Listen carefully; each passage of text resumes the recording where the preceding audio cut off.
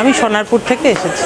কৌশিকী অমাবস্যায় আসতে পেরে ভীষণ ভালো লাগছে এবং আমরা আসি, খুব ভালো লাগে। আমরা প্রতি বছরেই আসি এবং বাবার কাছে আসি, আমাদের ভীষণ ভালো লাগে এই অমাবস্যাতে এসে আর কি। বাবা হচ্ছে আমাদের মানে পুরো প্রাণের, কেননা বাবার কাছে আসলে সবাই যে যেমনভাবেই আসুক না কেন বাবা সবাইকেই সেই চোখে দেখেন এবং স্নেহ করেন, এবং বাবার কাছে আসতে পেরে আমরা নিজেরাও খুব ধন্য। এবং বাবা প্রতিটা কাজ পুঙ্খানুপুঙ্খ করে, মানে এমন নয় যে ওকে একটু বেশি বা একে একটু কম, বাবার কাছে সবাই সমান। হ্যাঁ, ভীষণ ভালো লাগে বাবা যে এরকমভাবে আমাদেরকে গ্রহণ করে নেন, এবং আমরাও বাবার কাছে আসতে পেরে আমরা খুব ধন্য মনে করি, খুব ভালো লাগে, ভীষণ ভালো লাগে। এবং আমরা প্রতি ইয়েতেই আমরা ছুটে ছুটে আসি, প্রতি অমাবস্যাতেই ছুটে আসি, মায়ের কাছে আসি। বাবা যতটুকুনি যা করার আমাদেরকে সহযোগিতা করেন এবং আমাদের পাশে থাকেন। বাবা ভীষণ ভালো মানুষ, বাবার মতন মানুষ মানে আমি আমার জীবনে খুব কমই দেখেছি। নমস্কার।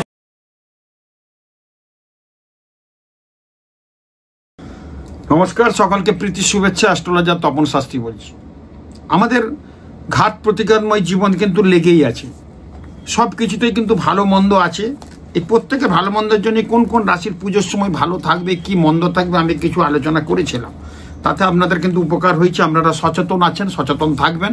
সচেতন থাকার জন্য আমি যেহেতু জ্যোতিষতন্ত্র ইয়েতে আছি, এই লাইনে আছি, আপনাদের সতর্ক সাবধানতা অবলম্বন করতে বলবো। কিন্তু প্রথমে 3-4 মাস যে এখন আছে, বছরের যে শেষ মাসগুলো আছে তার মধ্যে কিন্তু প্রথমে তো আপডাউন গেছে, বছরের শেষ 3-4 মাস কার কেমন যাবে এর আগে আমি বলেছি, ভালো মন্দ কি যাবে। তার মধ্যে কিছু সাবধান বাণী করবো আপনাদের, যে সাবধান বাণীগুলো কিন্তু এই 3-4 মাস একটু সাবধানে থাকতে হবে। আপ টু 2026-এর কিছু সময় পর্যন্ত ভালো মানে খারাপ যাওয়ার কথা, কিন্তু সেগুলো কিন্তু অবশ্যই কিন্তু আপনারা মেনে চলবেন, মানিয়ে চলবেন, নাহলে কিন্তু প্রবলেম হবে, ডিস্টার্ব হবে। এবং ভালো মন্দ মিলিয়েই কিন্তু জীবন। কেউ বলতে পারবে না আমি সারা জীবন ভালো থাকবে, কেউ বলতে পারবে না আমি সারা জীবন খারাপ থাকবো, কেউ বলতে পারে আমি 10 দিন ভালো আছি, কেউ বলতে পারবে না আমি কাল থেকে সারা জীবন ভালো থাকবো। না, গ্রহের প্ল্যানেটারি পজিশনের জন্যই কিন্তু আমাদের জীবন কিন্তু আপস অ্যান্ড ডাউনের মধ্যে কিন্তু চলে। তার মধ্যে কতগুলো গ্রহের বলেছিলাম, মঙ্গল 10ই সেপ্টেম্বর তুলাতে যাবে, 17ই অক্টোবর বৃশ্চিকে যাবে মঙ্গল, 7ই ডিসেম্বর ধনুতে যাবে মঙ্গল। বুধ হচ্ছে 15ই সেপ্টেম্বর কন্যাতে, 3রা অক্টোবর তুলাতে, এবং 29শে অক্টোবর বৃশ্চিকে যাবে বুধ। এই গ্রহের যে পয়সা আপ ডাউন করবে সেগুলো কিছুটা পেয়েছি, আপনাদের সামনে তুলে ধরছি। রবি 17ই সেপ্টেম্বর কন্যাতে, রবি 17ই অক্টোবর হচ্ছে তুলাতে, রবি 18ই নভেম্বর হচ্ছে বৃশ্চিকে, এবং 17ই ডিসেম্বর ধনুতে যাবে এই বছরের যে ট্রানজিট গ্রহের যে গোচর। শুক্র 17ই সেপ্টেম্বর সিংহেতে, 9ই অক্টোবর হচ্ছে কন্যাতে যাবে, 8ই নভেম্বর তুলাতে, 14ই নভেম্বর বৃশ্চিকে, 17ই ডিসেম্বর হচ্ছে ধনুতে শুক্র যাবে। মেন যে প্ল্যানেটারি পজিশনগুলো আছে তার মধ্যে কিন্তু মেষে বুধ, মঙ্গল, বুধ এবং রবি এবং শুক্র, এগুলো ট্রানজিট করবে বছরের লাস্ট দিকে, কিন্তু গোচর হবে, গ্রহান্তর হবে, রাশান্তর হবে। এই লাস্ট 3টে মাস কিন্তু একটু ধাক্কা দিয়ে যেতে পারে। সেই রাশিগুলোর কথা আমি বলবো, আপনারা একটু সাবধান সতর্কতার মধ্যে থাকবেন। আপনাদের সাবধান সতর্কতার মধ্যে থাকলে কিন্তু আমার ভালো লাগবে, এবং মনে হচ্ছে যে কিছু হবে না। অনেক লোককে দেখেছি জ্যোতিষ পতিষ মানেনি, বিরাট ব্যাপার এই ব্যাপার, কিন্তু তার ছেলেটা কি হচ্ছে, প্রেম করছে একটা অন্য জাতির মেয়ের সাথে। সব জাতি, কোনো জাতিকে ছোট করছে না, কিন্তু একটা মুখার্জি ফ্যামিলির মেয়ে যদি একটা মুসলিম মেয়ের সাথে প্রেম করে, তাহলে কি সেটা কি খুব গ্রহণযোগ্যতা, বা সেটা কি খুব ভালো কথা? একটা ব্যানার্জি ফ্যামিলির মেয়ে যদি একটা ডোমের ছেলেকে প্রেম করে, সেটাও কি গ্রহণ মেনে নেওয়া যায়? বা কোনো একটা আদিবাসী সম্প্রদায়ের একটা ব্যানার্জি ফ্যামিলির মেয়ে কোনো একটা আদিবাসী সম্প্রদায়ের ছেলেকে প্রেম করেছে। আমি প্রেম, ভালোবাসা, জাতপাত কাউকে খারাপ বলছি না, কিন্তু আপনার মনে কি আপনার মেয়েকে বিয়ে দেবেন কোনো একটা আদিবাসী ছেলের সাথে? না, এই যে যতই বলুক না কেন এটা সম্ভব না। সে আদিবাসী ছেলে যদি ভিডিও হয় তাহলে কিন্তু সমাজের কাছে, আমাদের কাছে সেটা গ্রহণযোগ্যতা প্রকাশ পাবে না। কিন্তু হচ্ছে ঘটনা, না হচ্ছে, কিন্তু যাদের হচ্ছে তারা কি একটু বুঝতে পারছেন তাদের মধ্যে কি প্রবলেমটা আছে, বা সমাজের চোখে বা আত্মীয় রিলেটিভের চোখে সেই গ্রহণযোগ্যতা পাচ্ছে? তাদেরই এক আত্মীয় কিন্তু বাড়িতে বিয়েতে খেয়ে গেল, পরে যাবে আহা আমাদের টাইটেল ব্যানার্জি মুখার্জি একটা মুর্মু বা সরেন বা একটা ডোমের ছেলেকে বিয়ে করলো, তো জিনিসটা কিন্তু গোলমাল হবে। ছোট কাউকে বলছি না আমি, কিন্তু এটা হয় না, এটা হয় না। যে যার জাতের যে যার, তাহলে আগেকার দিনে বর্ণ, আগেকার দিনে রাশি, আগেকার দিনের গণ গোত্র দেখে কেন বিয়ে দিত? বিয়ের ক্ষেত্রটা বলবো আমি, এক গণ হলে ভালো হয়, এক রাশি ভালো হয়, এক লগ্ন হলে ভালো হয়। শুধু স্বগোত্রে বিয়ে হয়নি, কিন্তু ওই জন্য আমাদের গোত্রান্তর করতে হয়। স্ববর্ণেও কিন্তু বিয়ে হলে ভালো হয়, কিন্তু অসবর্ণ বিয়েটাও কিন্তু ডিস্টার্ব। এই অসবর্ণ বিয়ের জন্য আগেকার দিনে কত নিয়ম কানুন মানতে হতো, সব কিছু করতে হতো। এখন সেগুলো অত নেই, তবু কিছু বেশ কিছু ফ্যামিলি, একটু খুব বর্ধিষ্ণু ফ্যামিলি, খুব একটু হাই গ্রেডেড ফ্যামিলি, তারা কিন্তু এগুলো মেনে চলে, নালে কিন্তু সমাজের চোখে তারা ডিস্টার্ব হয়। তো সেই জায়গায় বলবো কতগুলো জিনিস কিন্তু আছে। আমার ফ্যামিলিতে দুর্গা পুজো আছে, আমি দেখেছি। আমার জয়রাম বাটির বাড়িতে আমাদের দুর্গা পুজো আছে।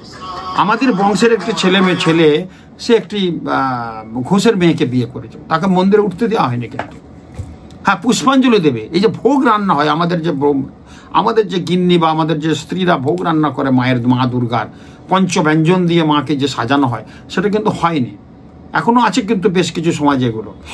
কিন্তু বিবেকানন্দ বলেছিল জাতপাত মানার কোনো দরকার নেই, বলেছিলেন। কিন্তু কিছু ক্ষেত্রে আমাদের তো এখনো আমরা অনেক পিছিয়ে আছে, আমাদের কিন্তু এগুলো মানতে হচ্ছে। সেই চোখেই বলবো যে, সেই ক্ষেত্রেই বলবো কিছু কিছু মানুষের জায়গা কিন্তু আমাদের ডিস্টার্ব আছে, কিছু কিছু প্রবলেম আছে, এগুলো মেনে মানিয়ে নেওয়ার নাম হচ্ছে জীবন। আবার কিছু ক্ষেত্রে আমাদের মানতে হচ্ছে। আমি দেখেছি আমার কাছে এসে অনেক ভক্তরা বলে, শাস্ত্রীজি আমার ছেলে তো ওই একটা ইয়ের মেয়েকে বিয়ে করবে বলে প্রেম করছে, কি করা যায়? আপনি এটাকে ব্যবস্থা করুন, এটাকে প্রেমটা কাটিয়ে দেন। কিছুকে প্রেম কাটানো যায়, কিছু প্রেম কাটানো যায়নি। তাদের প্রেমটা একটা অমর প্রেম, বহুদিন থেকে তাদের সম্পর্ক, কি করে হবে? আমি কিছু ক্ষেত্রে বলি হ্যাঁ মা কাটিয়ে দেবো, কিন্তু আমি কাটাতে পারিনি বা কাটাইনি, এরকম ঘটনাও কিন্তু আছে।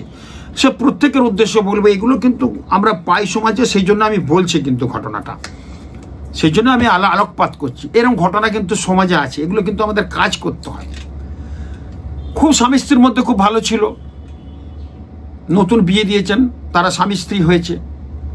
ডাক্তার ফ্যামিলি একটা আমি দেখেছি, চোখের সামনে ঘটনা।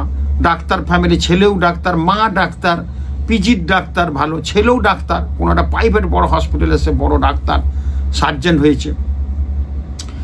তারা বহুদিন থেকে আসছে আর ডাক্তারি পড়ছে। আমার পরামর্শে ডাক্তার হয়েছে একজন সার্জন। মঙ্গল খুব ভালো আছে, রবি বুধ ভালো থাকলে ডাক্তারি হয়, মঙ্গল ভালো থাকলে সার্জন হয়, শুক্র ভালো থাকলে গাইনের ডাক্তার হয়, রবি বুধ অখুব ভালো থাকলে মেডিসিনের ডাক্তার হয়। তো এই ডাক্তারের পজিশনটা আমি দেখে শুনে করেছি। ডাক্তার হয়েছে, সুন্দর ফ্যামিলি, দারুণ ফ্যামিলি। আমার সাথে প্রায় 12-14 বছরের সম্পর্ক। ওমা, বিয়ের পর ছেলেকে খাই তো, ছেলে যাচ্ছে ডাক্তারি করতে, যে আমি নার্সিংহোমের নাম করছেন, আপনারা সবাই চেনেন, বড় একটা হসপিটালে আছে, সেখানে ওই ছেলেকে খাইয়ে দিচ্ছে। তমলুকে বাড়ি কিন্তু ওদের টোটাল ফ্যামিলিটার বাড়ি, কিন্তু ছেলে কলকাতায় চাকরি করে, মানে কোনো হসপিটালে বড় পোস্টে আছে। ছেলেকে খাইয়ে দিত। বিয়ের পর সব চেঞ্জ হয়ে গেল। এমন চেঞ্জ হলো, ছেলেও দেখতে পাচ্ছে না বাবা। যে বাবা মাকে প্রণাম না করে বেরোতো না, যে বাবা মা তার কাছে আদর্শ ছিল, বাবা ডাক্তার মা ডাক্তার, ছেলেও ডাক্তার হয়েছে। যে বৌমা আছে সেও কিন্তু ডাক্তার। তো সেও দেখলাম সেই জায়গায় গন্ডগোল। খাইয়ে দিত, মা খাইয়ে দিত, বাবা ছাড়া মা ছাড়া চিনত না। বিয়ের পর সব চেঞ্জ হয়ে গেল। কি করে হয়? তারপর আবার আমার কাছে এলো যে শাস্তি, যে এই ব্যাপার। এখানে কিন্তু পিজি, এখানে কিন্তু চেন্নাই অ্যাপেলো বা কোনো ডাক্তারের কাছে গেলে হবে না, আমাদের মতো লোকের কাছে এই সমস্যাগুলো সমাধান করতে হবে। বাড়িতে বাস্তু দোষ হয়ে গেছে, বাড়িতে অশুভ আত্মা অশরীরই ঘোরাঘোরা করছে, দেখতে পাচ্ছে কাটা হাত ঘুরে বেড়াচ্ছে জানলা দিয়ে। ছেলেটা বলছে, সায়েন্সের ছেলে পড়ছে, বলছে শাস্তি যে জানলা দিয়ে দেখছে একটা কাটা হাত ঘুরছে, বাড়িতে কোনো জাদুটনা করেছে, ডিস্টার্ব করেছে। এই ফলগুলো কিন্তু হয়। তো গ্রহের কিন্তু অনেক ব্যাপার কিন্তু হয়।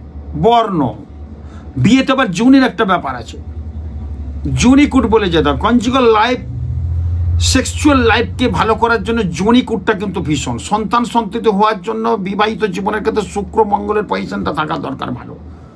কতগুলো জিনিসের, পড়াশোনার ক্ষেত্রে রবি বুধ বৃহস্পতি এবং চন্দ্র 4টে গ্রহ থাকার দরকার। ডাক্তারি শাস্ত্রে রবি বুধ থাকতে হবে, তার সাথে মঙ্গল ভালো থাকতে হবে, শুক্র ভালো থাকতে হবে। যারা কলকারখানার কাজ করছেন তাদের শনি ভালো থাকতে হবে, বা কোনো মালিক শনি ভালো থাকতে হবে। যারা হোমিওপ্যাথি ডাক্তার তাদের রবিকেও ভালো থাকতে হবে, শনিকেও ভালো থাকতে হবে, ভালো একটা সাকসেস হোমিওপ্যাথি ডাক্তার হবে।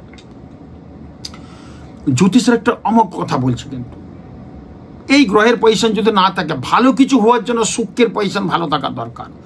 শুক্র যদি ভালো না থাকে তাহলে সে ভালো পজিশনে যেতে পারবে না। বৃহস্পতি ভালো আছে, অর্থ আছে, শুক্র কিন্তু খারাপ, তার কিন্তু অর্থের প্রাচুর্য থাকবে না, তার সুখ শান্তির অভাব হবে। তার জন্য শুক্রকে থাকার দরকার। তো এই ক্ষেত্রেই বলবো আমাদের জীবন কিন্তু আপস অ্যান্ড ডাউনের মধ্যে যায়, আপস অ্যান্ড ডাউনের মধ্যে যায়। তার মধ্যেও কিন্তু কতগুলো রাশির কিন্তু ভালো মন্দ বলেছি আমি। এই 2025-এর লাস্টের দিকে 3-4টে মাসের মধ্যে কার কি ভালো যাবে বলেছি। তার মধ্যেও কিছু রাশির বলেছি ভালো হবে। বর্তমানে এখন পজিশন দেখছে সেই রাশির কিছু ক্ষেত্রে ভালো ভালো মানে তার অর্থ আসবে, তাহলে তার বাড়িতে অঘটন ঘটবে না, রোগ করবে না, বাড়িতে অ্যাক্সিডেন্ট হবে না, বাড়িতে অঘটন ঘটবে না, অর্থ আসছে বলে কি এটা হতে পারে? তো সেই ক্ষেত্রে বলবো কিছু ভালো মন্দ আছে। তার মধ্যেই যে রাশিগুলোর কথা আমি বলবো, সেই রাশিগুলোর ক্ষেত্রে কিন্তু একটু সাবধান সতর্কতার মধ্যে থাকতে বলবো। বিশেষ করে বলবো আমি মেষ রাশির ক্ষেত্রে 4-6 মাস খুব সাবধানে থাকবেন। বিশেষ করে বলবো আমি মীন রাশির ক্ষেত্রে 4-6 মাস ভালো করে থাকবেন। বিশেষ করে বলবো আমি কুম্ভ রাশির ক্ষেত্রে 4-6 মাস ভালো করে থাকতে হবে। বিশেষ করে বলবো ধনু রাশি এবং সিংহ রাশি, এই 5টা রাশির কিন্তু ঘটনার কিন্তু ডিস্টার্ব অনেক হতে পারে পয়সা যেটা পাচ্ছি আমি। প্রথম কথা কেন বলছি, মেষ রাশির কিন্তু এখন চলছে শনির সাড়াসাতি প্রথম চরণ,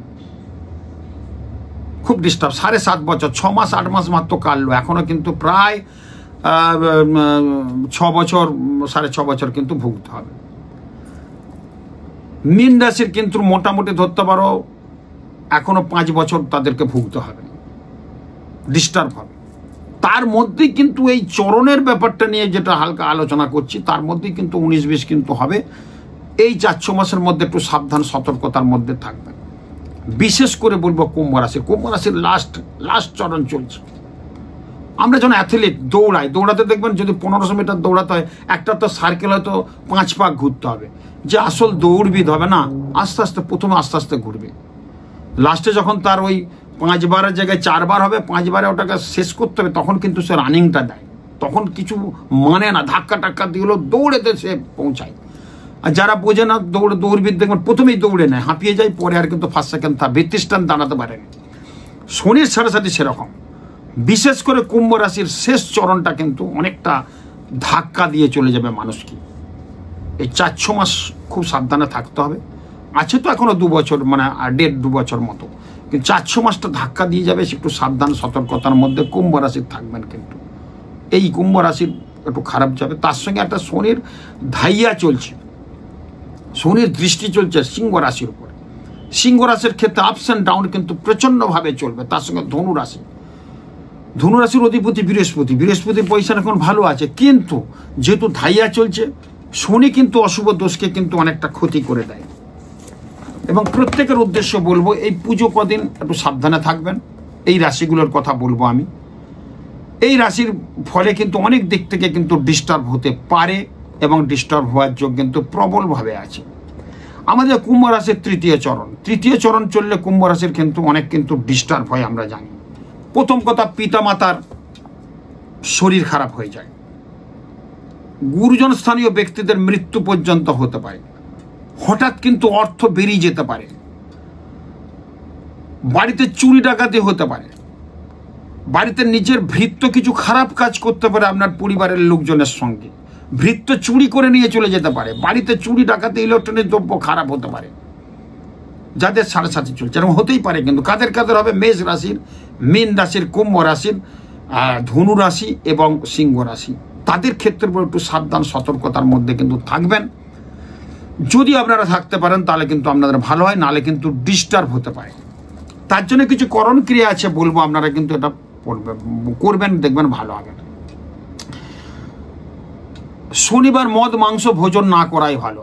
যাদের সাড়ে চলছে, যে রাশিগুলোর কথা বলবো, মেষ রাশি, মীন রাশি, কুম্ভ রাশি, ধনু রাশি এবং সিংহ রাশি, বলছে মদ মাংস শনিবার যদি না, মাছ যদি না খাওয়া যায়, নিরামিষ খাওয়া যায়, তাদের ক্ষেত্রে এই ঝামেলাগুলো, টাকা হঠাৎ বেরিয়ে যাওয়া, পিতামাতা শরীর খারাপ, ডাক্তার কবিরাজি, গুরুজনদের মৃত্যু, হঠাৎ করে হাড় ভেঙে যাওয়া, অ্যাক্সিডেন্ট দুর্ঘটনা হওয়া, এগুলো কিন্তু এই স্টেজে কিন্তু হতে পারে। যাদের সাড়ে সাথে চলছে, ধাইয়া চলছে, তাদের ক্ষেত্রে কিন্তু ডিস্টার্ব। শনি করে নাড়াচাড়া রাউ করে শেষ, আপনি আবার ফিরে আসবেন কিন্তু একদম খাদের কিনারায় কিন্তু পৌঁছে দেবে। শনির বাউন্ড শকুন অনেক দূরে থাকার দৃষ্টি কিন্তু ভাগাড়ের দিকে থাকে। শনি কিন্তু মহারাজ বলেছি, আবার শনি কিন্তু কিছু এই সাড়ে সাতির কবলে পড়ে কিন্তু মানুষের জীবন কিন্তু ডিস্টার্ব হয়। বলছে শনিবারে মদ মাংস খাবেন না, শনিবারে শনির ব্রত পালন করতে হবে, শনি মন্দিরে গিয়ে মেয়েরা যাবে না, ছেলেরা গিয়ে সর্ষের তেল এবং কালো তিল দান করুন, দেখবেন অনেক ভালো হবে। শনিবার নদীর কিনারা এবং পুকুরের ধারে দাঁড়িয়ে মাছকে আটার গুলি করে খাওয়ান। যখন হোক শনিবার আটার একটু ডেলি নেবেন, একটু একটু করে, যেখানে পুকুরে মাছ আছে, নদীতে মাছ আছে, একটু ডেলিটা ফেলবেন আর তাদের মাছগুলো খাবে, দেখবেন এটা শনির অশুভ প্রভাব থেকে কিন্তু বাঁচে। হনুমান মন্দিরে সিঁদুর চড়াবে, মঙ্গলবার নিরামিষ খাবে এবং মঙ্গলবার হনুমান চল্লিশা পাঠ করবে। একটা নারকেল নেবেন, নারকেলটাকে সামনে একটু ফুটো করে তার মধ্যে বলছে তিল গুড় মিশিয়ে মাটিতে পুঁতে দেবে আপনার বাড়িতে, বাস্তুদোষ কাটবে এবং শনির অশুভ প্রভাব থেকে বাঁচবে।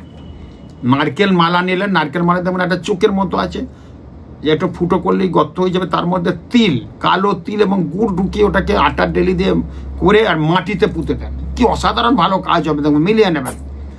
এই কাজগুলো কিন্তু পড়ুন। ঘোড়ার নালের আংটি মাঝের আঙুলে পড়ুন, বা নৌকার পেরেক পেলে মাঝের আঙুলে পড়ুন। আপনার জীবনে কিন্তু ভীষণ যে জায়গাটা আছে, শনির অশুভ প্রভাব থেকে বাঁচতে কিন্তু পারবেন। কালো বিউলির ডাল প্রবাহমান জলে বলছে বিসর্জন দিতে, দেখবেন অনেক ভালো হবে। এই কাজগুলো যদি করবেন তাহলে ভালো হবে। গরিব মানুষকে বলছে, ভিখারিকে বাদাম দান করতে বলছে, কোন মন্দিরে নারকেল দান করতে বলছে, এবং মহিষ এবং কালো কুকুরকে বলছে, গরু মোষকে কালো কুকুরকে যদি আপনি খাবার খাওয়ান তাহলে শনির অশুভ প্রভাব থেকে কিন্তু আপনি বাঁচবেন।